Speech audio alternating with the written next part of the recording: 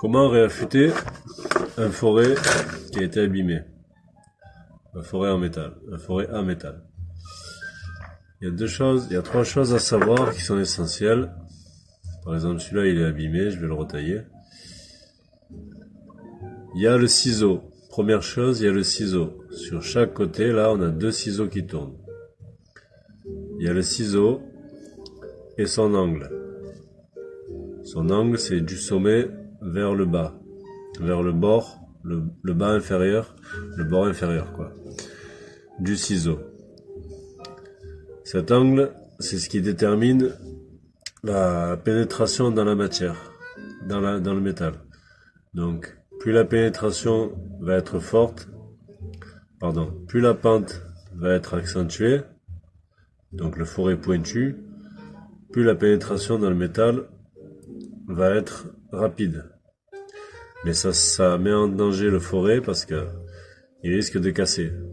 C'est quand ça plante, quand le ciseau plante trop vite, le forêt force.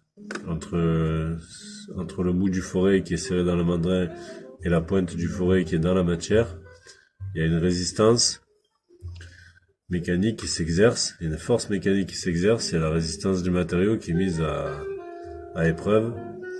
Donc si c'est trop pointu, si la résistance est trop forte, ça peut casser, surtout avec les forêts à premier prix. Et les forêts fins, évidemment, les forêts fins sont encore plus fragiles. Donc ce qu'il faut savoir, quand un forêt est usé, il y a un mouvement précis à faire sur la meule ou sur un outil d'affûtage qui tourne.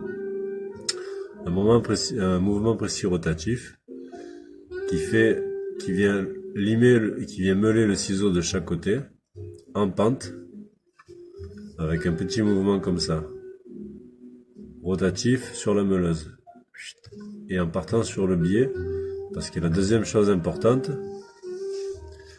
c'est que, pas bien le focus, c'est que le début du ciseau doit être plus haut que le bord inférieur de débourrage, ce qu'on appelle le débourrage. La gorge qui enlève le métal là, dans le forêt, c'est le débourrage, la gorge de débourrage. Il faut que l'arrière du ciseau soit plus bas que l'avant du ciseau. Ça aide au débourrage. Et il faut également, c'est pour ça qu'il faut faire ces mouvements rotatifs, mais en appuyant de plus en plus. Au début, on pose sa mèche sur la meule et on n'appuie pas trop. Et en tournant et en partant sur le côté, on accentue l'appui qu'on donne sur le forêt. Pour meuler davantage l'arrière du ciseau, il faut que ça fasse une pente en fait vers l'intérieur du forêt. Donc quand on meule, il faut meuler de plus en plus en allant vers l'arrière du ciseau de chaque côté.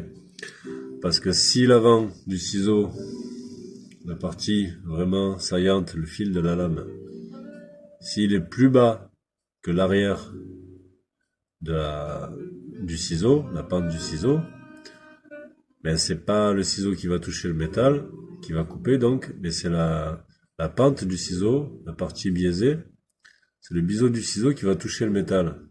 Et donc ça va chauffer. Ça va pas couper et ça va chauffer. Donc le forêt, vous ferez jamais votre trou dans le métal. Vous allez mettre 2 heures et 2 bombes de dégrippant et des huiles de perçage pour rien. Un forêt qui est bien aiguisé, il n'y a pas besoin de lubrifiant ou d'huile de perçage. Moi j'en utilise un peu de temps en temps, mais c'est pas nécessaire. Avec un bon forêt, vous allez percer rapidement.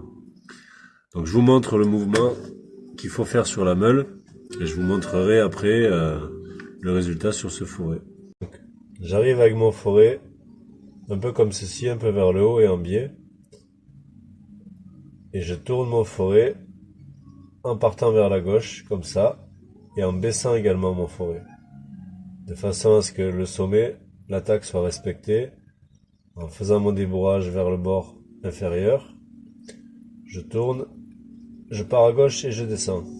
Je commence en haut, et la main gauche est plus haute là que l'axe de la meuleuse. Je tourne mon forêt en partant à gauche et en redescendant un peu vers le bas. Voilà, je fais ça des deux côtés.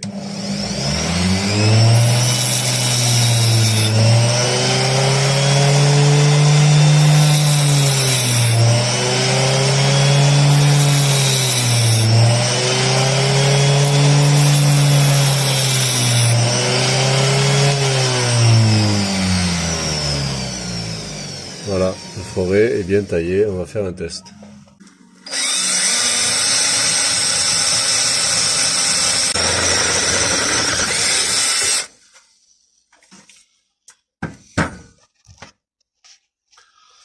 Voilà, c'était un forêt cassé il y a 5 minutes, complètement cassé.